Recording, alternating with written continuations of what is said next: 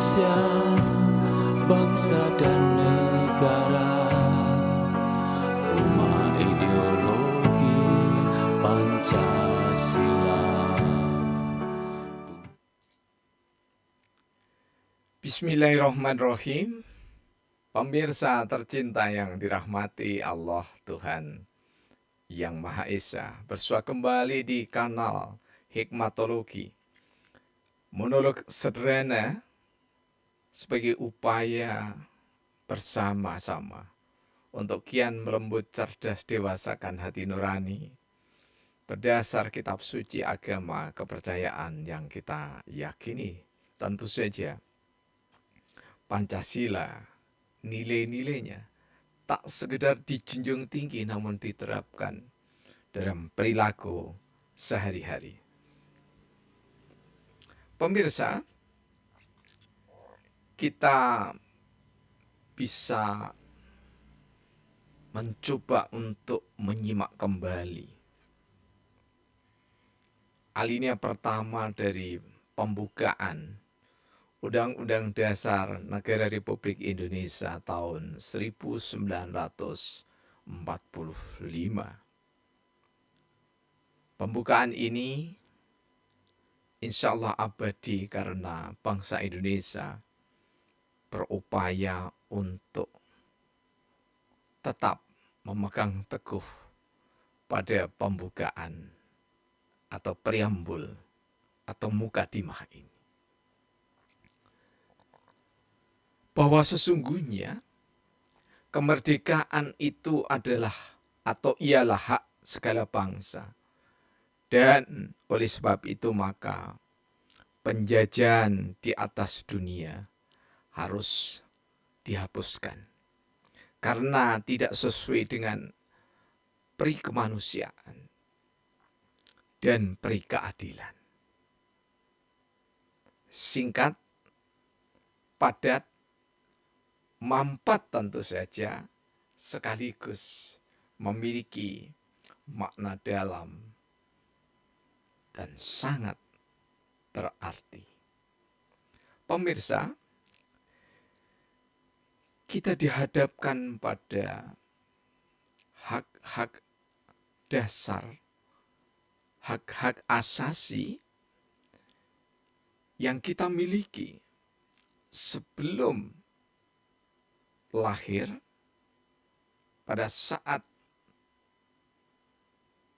kita ada di dalam rahim ibu, terutama pada saat ruh ditiupkan kalau di dalam ajaran Islam.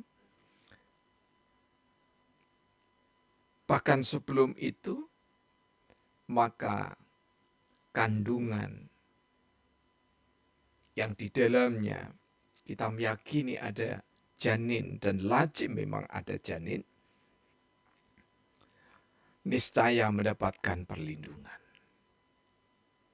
Hak hidup bagi calon bayi adalah bakal anak bangsa yang akan melanjutkan proses estafet kepemimpinan bangsa Indonesia ini. Pertanyaan mendasarnya, apakah negara di saat era kesejahteraan ini benar-benar mampu melindungi hak asasi manusia? Karena anak, balita, remaja, pemuda, orang tua, bahkan orang tua renta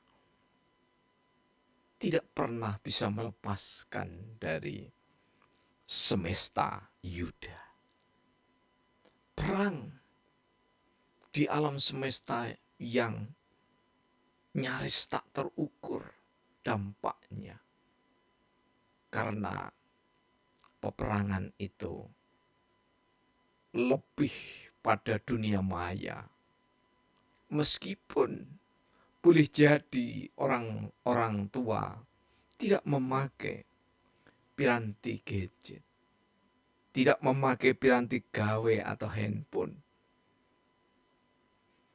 Namun setidaknya orang-orang tua renta yang tidak lagi memanfaatkan atau memang dari awal tidak memanfaatkan gawe itu pasti terkena imbasnya. Kan itu pemirsa yang dirahmati oleh Allah. Ketika kita berbicara hak asasi manusia, maka sesungguhnya kita adalah makhluk-makhluk sosial yang diberikan tanggung jawab oleh Allah Tuhan Yang Maha Esa untuk melindungi hak asasi antar sesama anak manusia dengan perlakuan penuh etika.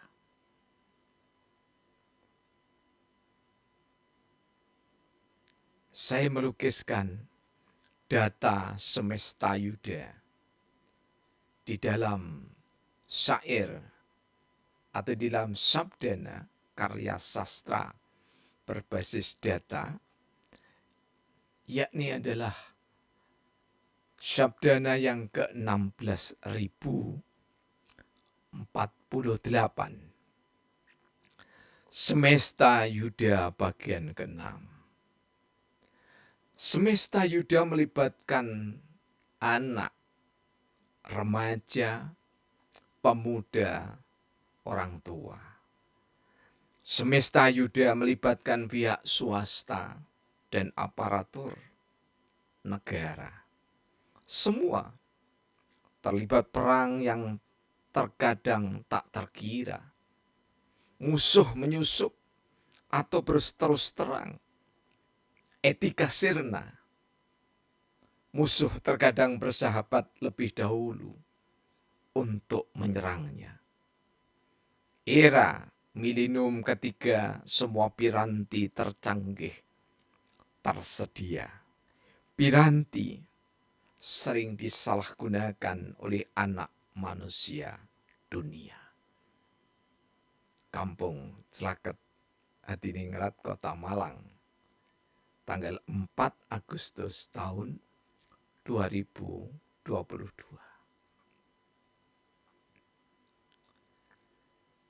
Betapapun anak, remaja, pemuda, orang tua tidak bisa mengelak. Apalagi jika hidup di tengah perkotaan, bahkan di tengah desa, sepanjang ada jaringan internet yang mengiringinya. Pihak swasta, aparatur negara terlibat langsung dan tidak langsung dalam semesta Yuda. Tak jarang mereka yang ada di front office atau yang berada di garda depan dan yang terdepan sebelum front office, yakni adalah saudara-saudara kita yang bertindak sebagai keamanan atau security. Mereka tak lagi menghiraukan siapa yang datang dan pergi dari pintu gerbang itu. Karena mereka sibuk dengan gawainya. Mereka sibuk dan sibuk, bahkan teramat sibuk. 1, 2, 3, 4 orang di pintu gerbang semua asik. Kecuali yang di pagi hari mengatur penyeberangan. Setelah pagi hari, di atas jam 9, sudah tidak ada lagi saudara-saudara kita yang mengatur proses penyeberangan dari satu jalan menuju pintu gerbang yang mestinya tidak sekedar dijaga pintu gerbangnya, namun juga diberikan rasa aman. Orang-orang yang menyeberang. Pihak-pihak yang terlibat di dalam perkantoran atau institusi atau lembaga-lembaga pendidikan seolah tak peduli, karena memang tidak ada pengawasan yang intens. Dan setiap diri juga karena dampak demokrasi yang buruk, maka diri seseorang tidak lagi dipimpin oleh hikmat berdasarkan ketuhanan yang Maha Esa, tetapi masing-masing diri dipimpin oleh syahwat, kesenangan yang memuaskan sesaat. Semua terlibat dalam perang semesta yuda tak terkira. Ada yang menyusup dengan terminologi buzzer-buzzer rupiah atau buzzer-buzzer dolar dan sebagainya. Atau berterus terang dia dengan suara lantangnya mencaci maki orang-orang yang tidak satu kelompok, yang tidak satu gerombolan, yang tidak satu klien, yang tidak satu organisasi, yang tidak satu nafas, yang tidak satu pemikiran.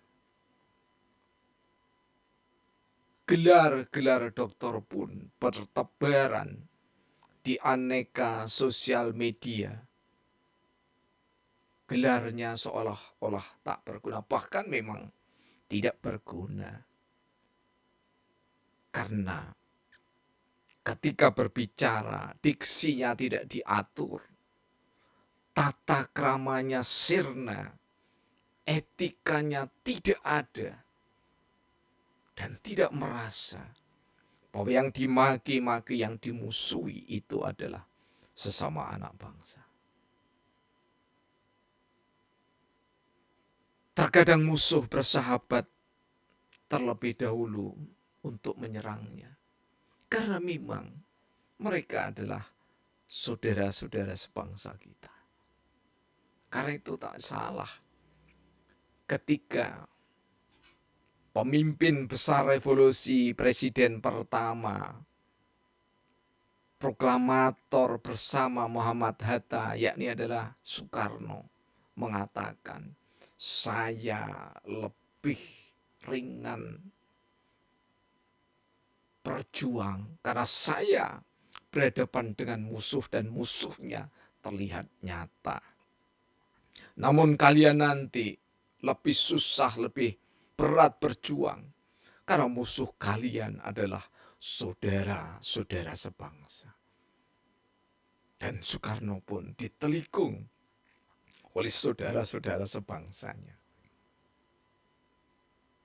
Sehingga terjadi pemberontakan yang paling sadis di Indonesia. Era milenium ketiga, piranti tercanggih tersedia. Piranti yang canggih tersebut sering disalahgunakan oleh anak manusia. YouTuber yang paling banyak adalah mereka yang mengejar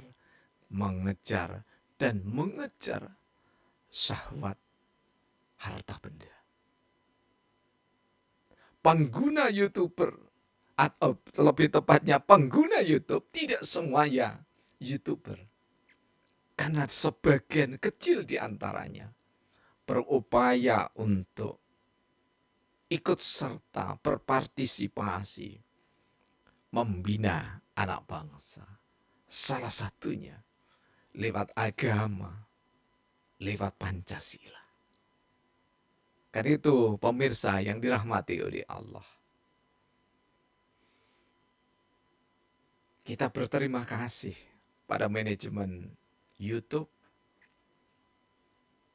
sekaligus pada pemerintah Indonesia. Namun Semoga manajemen YouTube dan pemerintah Indonesia melalui kementeriannya lebih peduli dan mampu melindungi, khususnya mereka yang menggunakan